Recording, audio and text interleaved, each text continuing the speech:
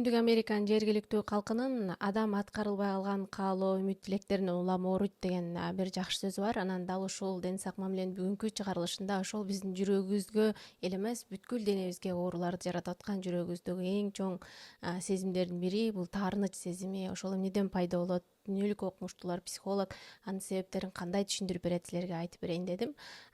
Чыгарылышты баштоодон мурун таарыныч жүрөк ооруларына алып келет деген тандаганыбыздын да себеби белгилүү психологдордун колумдагы ушул эки китеп. Канадалык психолог Габор Матенин дагы денең качан жок деп айтат. Анан эле америкалык психолог Бассель Вандерколктун дене баарын эстейт деген китептеринде, ушу психологиялык жаатында ушул эки китепти окуп көрсөңөр болот. Адамдын жүрөк дарттары кенеди кезинен биз азыр айтылып жүргөн балалык травмалар деген да сөздөрүбүз аябай популярдуу болуп кетти го бул азыркы Instagram, YouTube чөйрөсүндө. Дал ошолордон айыкпасаң, жүрөгүңдө эле эмес, денеңе рак ооруларына чейин алып келе турган түрдүү дарттарды жаратат экен да. Ушул илимий изилдөөлөрдү ушул эки китепте айтып берген да. Анан мага дагы Instagram баракчамда да түрдүү адамдардын көйгөйлөрү тууралуу бир топ жазуулар жазам. Анан ошол жерде каттар келет да. Менин эң чоң жүрөк оорум ушул таарынычтардан, ата энеме болгон, жакындарыма болгон, жолдошума болгон, деги эле кесиптештериме, досторума болгон таарынычтардан улам жүрөгүм ооруйт дегенчи. Анан дал ушул бүгүнкү чыгарылышта биздин таарыныч сезимдерибизге эмне себеп, ошону кыскача айтып берейин дедим. Психологдор эле эмес, социалдык психологдор таарынычты негизи кадимки биз ичи күйгөн, көрө албаган, сүйүнгөн, кубанган сыяктуу эле бир сезим катары сүрөттөшөт да. Анан социалдык психологдор дагы дүйнөдө кайсы бир коомдо аброй маселеси, жанагы сый, каада деп айтып коебуз го бизде. Дал ошол маселелер жогорураак тутулган дүйнөлөрдө, коомдордо да таарынч маселелер көбүрөөк кездешет экен деп изилдөөлөрдө жазышкан да. Мисалы эң жөнөкөй эле биздин куда тозуу маданиятыбызды карасак, мисалы канча куда тозуу маданияты эле ошол биздин той эле канчадан чоң таарынычтарга себеп болот. Мисалы эң жөнөкөй, кудалар мени учага киргизбей койду, же учадан мага тартпай койду, же болбосо бат айтып атканда мага сөз бербей койду, бул кошумча алып келсем мынча кошумча алып келбей койду. Анан абысынымдын төркүнүн ушинтип чакырды эле да менин төркүнүмдү ушинтип чакырбай койду, ата энеме 2 жылдан бери чай бере элек деген сыяктуу биздин дагы мындай каадага байланышкан аябай көп маселелерибиз бар. Үй бүлөдөгү таарынычтардын, уруш талаштардын да көбүнө дагы ушул маселелер себеп болот да. Дал ошол социалдык психологдор айткандай, каада көп болгон жерде дагы таарынычтар аябай көп болот экен да. Эми илимий изилдөөлөргө таянсак, адамдардын таарынычтарына негизги 5 себеп болот дейт. Эң биринчиси айга элек жаралары болсо, кичинекей кезинен жана балалык травмалар деп айтып коебуз го, дал ошол айга элек жараларын айыктырбаса, улам жаңы бир көйгөй болгондо, ар түрдүү кырдаалдар болгондо, баягы илгерки жаралар улам ойгонуп, улам оору, анан кадимкидей таарыныч пайда болот дейт да. Мисалы психологдордун түшүндүрмөсүнө караганда, мисалы жан дүйнө жаратын, биз жан дүйнөбүздү ичин ачыгып алып бир орган катары көрбөгөн үчүн канчалык деңгээлде жарасы бар, канчалык деңгээлде оорусу бар, биз рух оорулары деп айтып коет го. Ошондо руху канчалык деңгээлде ооруп атат көрө албаганыбыз үчүн, тилекке каршы мындай өлчөнүп кармалбаган нерсе болгон үчүн биздин түшүнүүбүз аябай оор болуп атат да. Мына жан дүйнө жаратын мындай элестетсеңер болот да. Мисалы эң жөнөкөй ушул колуңуз бир нерсе болуп кесилди же бир нерсе болуп жара болду, ооруду деп айтсаңыз, анан сыртынан көйнөк кийип жаап алганда анан жарасы көрүнбөйт да. Бирок көйнөктүн сыртынан бир нерсе келип урганда баары бир тилекке каршы ал ичиндеги жара ооруйт да. Дал ошол сымал эгер көйнөктү чечип, ошол жаранын ичинде дары сыйпап, айыктырып, кургатып дегендей жараны бүтөп койбосоң, сыртынан канчалык деңгээлде, канчалык калың кийип, көйнөк эле эмес, үстүнөн тоң кийип жапсаң дагы сыртынан келип сокку урганда ал жара ооруйт да.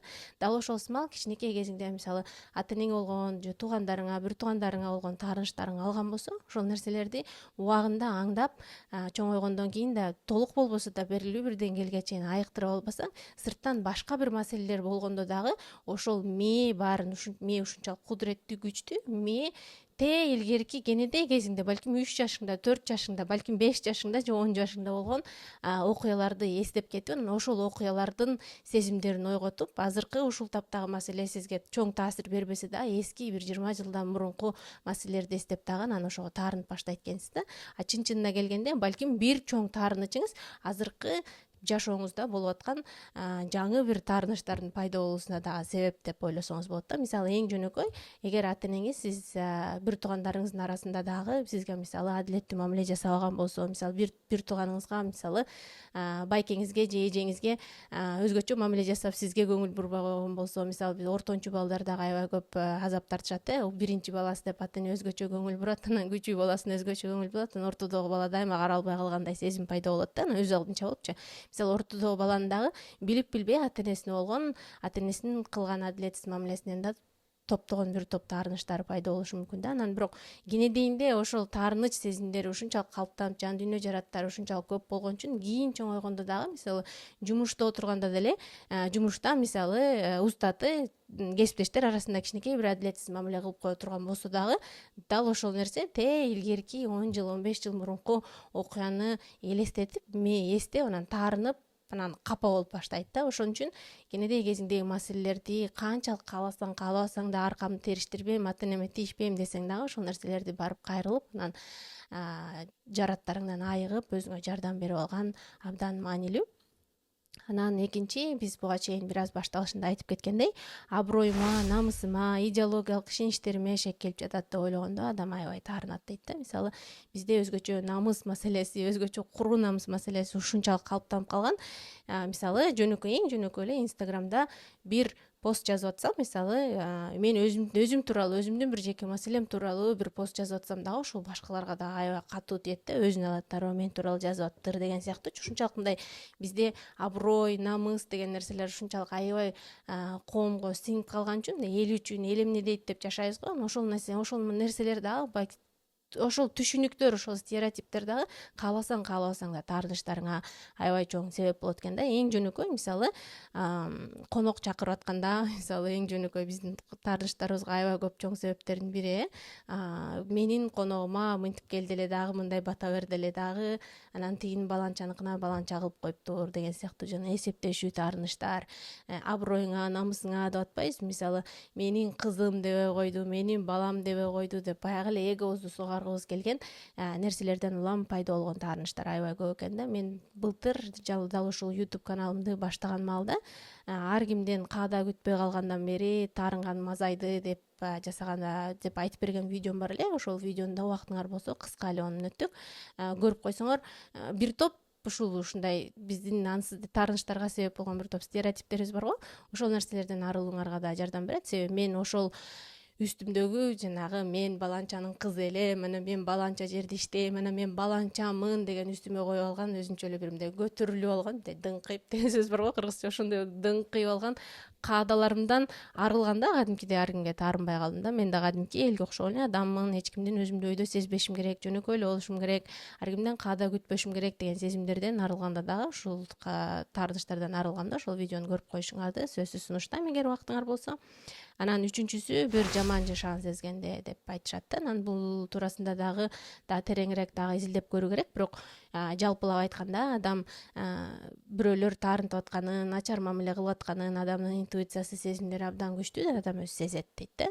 Ошолорду сезгенде дагы таарынычтардан арылуу мүмкүн дейт. Анан таарынычтарына себеп болот дейт. Бирок бул нерсеге эң көп себеп болгон нерселердин бири адамдын өзүнө болгон ишеничи, өзүн барктаган сезимдеринин аябай төмөн болгонуна себеп болот дейт. Адам эгер өзүнө ишенбесе, эгер өзүн баалабаса, барктабаса, сырттан айтылган сөздөрдүн баардыгы катуу тиип, жүрөгүнө алып, анан мени ушинтип атат, мени басынтып атат, анан деп жанагы манипулятордун образына кирип, мен ушундай кылсам анан мынтип коюшту деген сыяктуу нерселердин баардыгы пайда болот дейт да. Ошол үчүн адам өзүнө болгон ишеничин жогорулатып, анан өзүнүн баркын биле тургандай аракеттерди өзүн тааныганга инвестиция жасаганы абдан маанилүү экен да.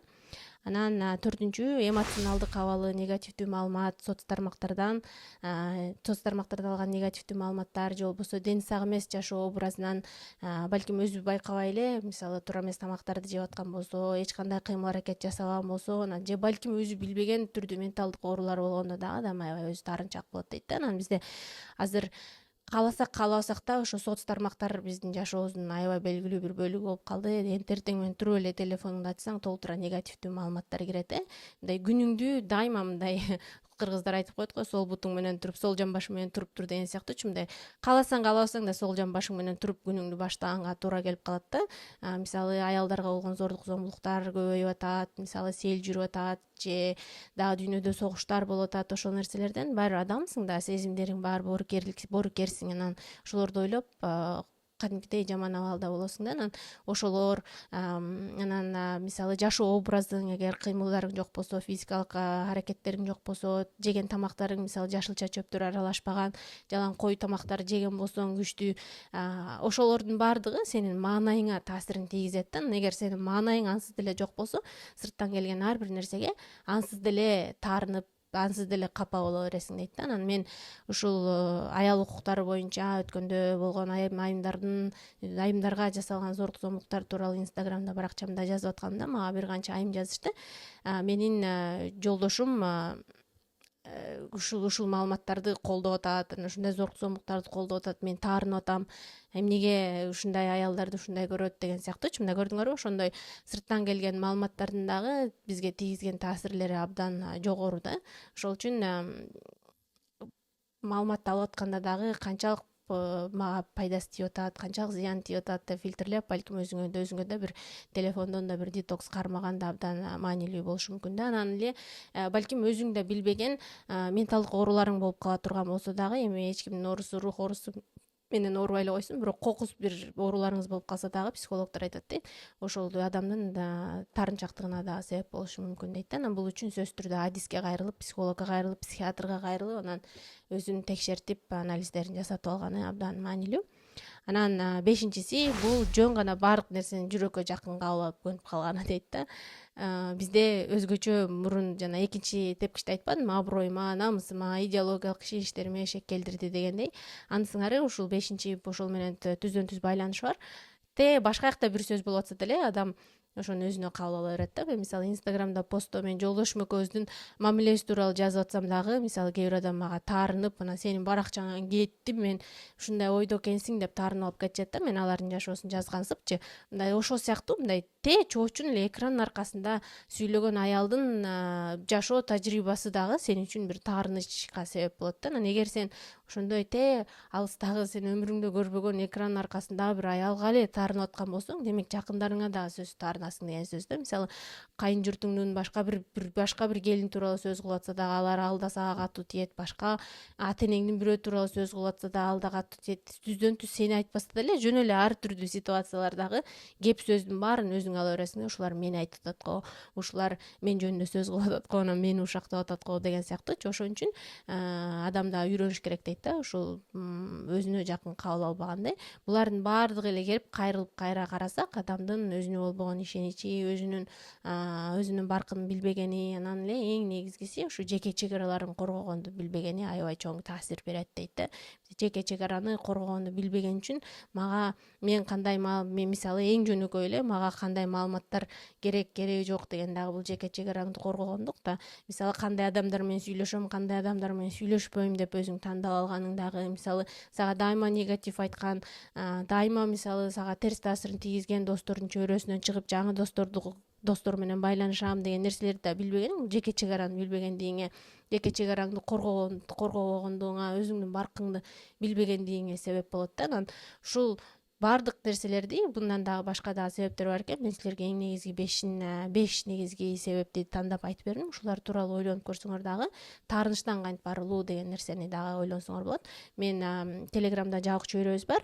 Ошол жерде жума сайын түз эфир уюштуруп, ушул темаларды тереңирээк талкуулап, айымдар эле эмес, мырзалар дагы бар, тереңирээк талкуулап, бири-бирибиздин тажрыйбаларыбызды бөлүшөбүз. Дал ушул тема тууралуу, таарынычтан кантип арылуу керек деген темада өткөн жумада Телеграмда жабык чөйрөдө түз эфир уюштуруп, анан арылуу үчүн лайфхактарды, психологдор эмне дейт, кандай кеп кеңештерди берет, ошолордун баарын айтып бергем.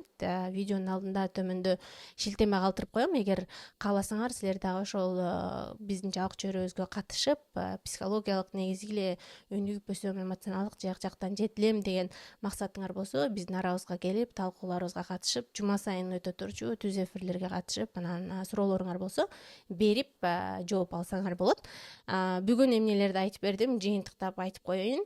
Адамдар эмнеге бат эле таарынат же таарынчак болуп калат? Алардын 5 себеби: биринчи, айга элек жан дүйнө жараттары көп болгондо. Экинчи, аброюма, намысыма, идеологиялык ишеничтериме шек келип жатат деп ойлогондо. Үчүнчү, бир жаман жашаганын сезгенде. Төртүнчү, эмоционалдык абалы негативдүү маалыматтар соц тармактардан, дени сак эмес жашоо образынан, балким өзү байкабаган, билбеген түрдүү менталдык оорулары болсо. Бешинчи, жөн гана баардык нерсени жүрөккө жакын кабыл алып көнүп калгандыктан адамдар таарынчак болуп калат дейт. Бул видеону көрүп өзүңөргө пайда таптыңар деген үмүттөмүн. Суроолоруңар болсо төмөндө комментарийде жазгыла. Буга чейин айткандай, дени сак мамиле жагык чөйрөбүз бар, ошол жерге дагы келип катышып толугураак маалымат алсаңар болот. Бөлгөн убактыңыз үчүн чоң рахмат. Кайрадан жолукканча.